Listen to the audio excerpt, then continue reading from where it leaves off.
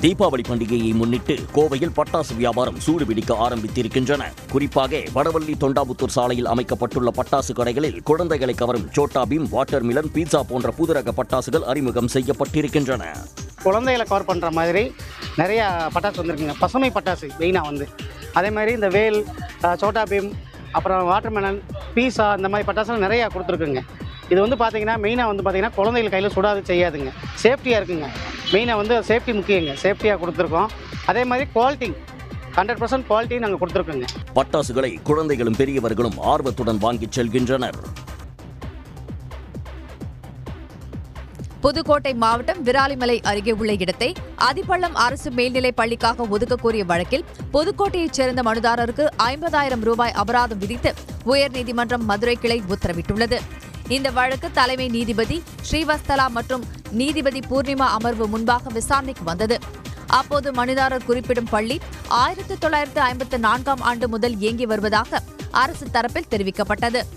இதையடுத்து இயங்கி வரும் ஒரு பள்ளியை உரிய காரணமின்றி இடமாற்றம் செய்ய கோருவது ஏற்கத்தக்கது அல்ல என கூறி மனுவை தள்ளுபடி செய்தனர். சென்னை செம்பரம்பாக்கம் ஏரியிலிருந்து 20,000 கன அடி நீர் திறந்துவிட்டால் கூட பாதிப்பு ஏற்படாத வகையில் அடையாறு ஆற்றங்கரை பலப்படுத்தப்பட்டுள்ளதாக அமைச்சர் மா சுப்பிரமணியன் தெரிவித்துள்ளார்.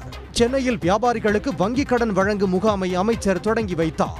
பின்னர் அவர் செய்தியாளர்களை சந்தித்த போது பருவமழை தொடர்பான கேள்விகளுக்கு பதிலளித்தார்.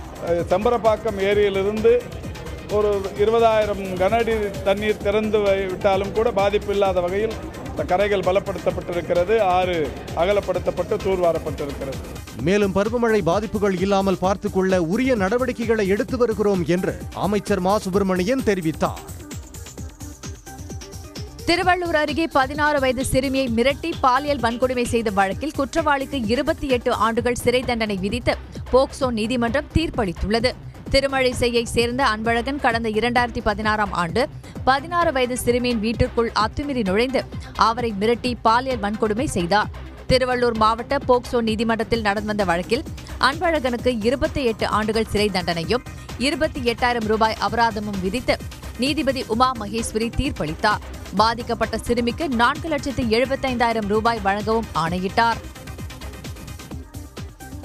ஸ்ரீவில்லிபுத்தூர் அருகே பள்ளி மாணவர்களுக்கு கழிவறை செல்லும் பாதையை தனிநபர் முள்வேலி அமைத்து அடைத்ததால் குழந்தைகளை பெற்றோர்கள் வீட்டிற்கு அழைத்துச் சென்றனர். சண்முக சுந்தரபுரம் கிராமத்தில் உள்ள ஊராட்சி ஒன்றிய தொடக்கப்பள்ளியில் சுமார் 35க்கும் மேற்பட்ட மாணவ மாணவிகள் பயின்று வருகின்றனர். சமுதாய கூடத்தில் உள்ள கழிவறையை பள்ளி மாணவ மாணவிகள் பயன்படுத்தி வந்தனர். முதல்ல பாத்ரூம் வசதி இல்லைங்க சார். டீச்சர்ஸ்க்கு முதல்ல பிள்ளைங்களாவது நாங்கள் இப்படி வீட்டுக்கு கூட்டிகிட்டு போயிடும். டீச்சர்ஸ் முதல்ல எங்கள் ஊருக்கு வந்து நம்பி இந்த டீச்சர்ஸுக்கு முதல்ல பாத்ரூம் போக அடைச்சிட்டாங்க, முள்ளை வச்சு அடைச்சிட்டாங்க. பாதை இல்லாமல் இருந்தது, அது சர்வேர் எல்லாரும் வந்து அளந்து விட்டாங்க. அதுக்கு இப்போ பாதையும் கிடையாது. இந்த தினமோ கல்லை ஊண்டிட்டாங்க, அதுலேயும் பாதை கிடையாது. பிள்ளைங்களுக்கு இப்போ பாத்ரூம் போக வசதி கிடையாது, தண்ணி வசதி கிடையாது. அதனால் பிள்ளைங்களை வீட்டுக்கு கூட்டிகிட்டு போகிறோம் சார். கழிவறைக்கு செல்லும் பாதையை திறந்தால்தான் பள்ளிக்கு பிள்ளைகளை அனுப்புவோம் என பெற்றோர்கள் தெரிவித்தனர். ஒகேனக்கல் காவிரி ஆற்றின் கரை ஓரம் முதலை தென்பட்டதால் மக்கள் அச்சமடைந்தனர். ஆற்றில் வெள்ளப்பெருக்கு ஏற்படும் போது ஆற்றுப் பகுதியில் வாழும் முதலைகள் தண்ணீரில் அடித்து வரப்படுவது வழக்கம். அந்த வகையில் ஆற்றின் கரையோரம் ஓய்வெடுத்த முதலையை கண்டு அவ்வழியாக சென்ற பொதுமக்கள் அச்சமடைந்தனர்.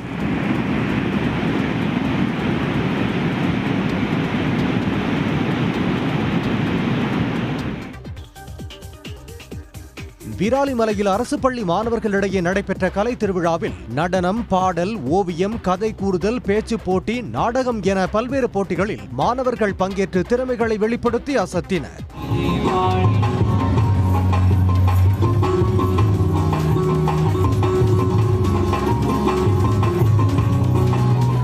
இந்த கலை திருவிழாவில் எங்கள் திறமையை வெளிப்படுத்த முடியுது. எல்லார்கிட்டையும் இந்த கலை திருவிழா முதலமைச்சர் கொண்டு வந்ததே எங்களுக்கு மிகப்பெரிய சந்தோஷம். இன்ன வரை நான் மாவட்ட அளவில் போயிருக்கேன், இப்போ இந்த இதுக்கு வந்திருக்கேன். இந்த இதில் ஜெயிக்க முடியுமான்னு பார்க்குறேன். என்ன கலந்துக்கிட்டேன்? பேச்சு போட்டி, தனிநபர் நடிப்பு. வரும் 16ஆம் தேதி வரை நடைபெற உள்ள கலை திருவிழாவின் இறுதியில் வெற்றி பெற்ற மாணவர்களுக்கு பரிசுகள் வழங்கப்பட உள்ளன.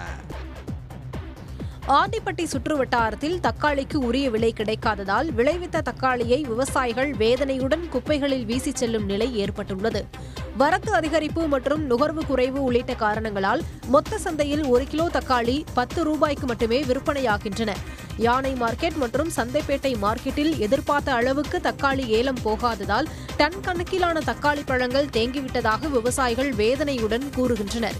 மேலும் ஏக்கருக்கு 40,000 ரூபாய் வரை செலவு செய்துள்ள நிலையில் விலை போகாத தக்காளியை சாலையோரங்களில் குப்பையோடு குப்பையாக விவசாயிகள் வீசிச் செல்கின்றனர்.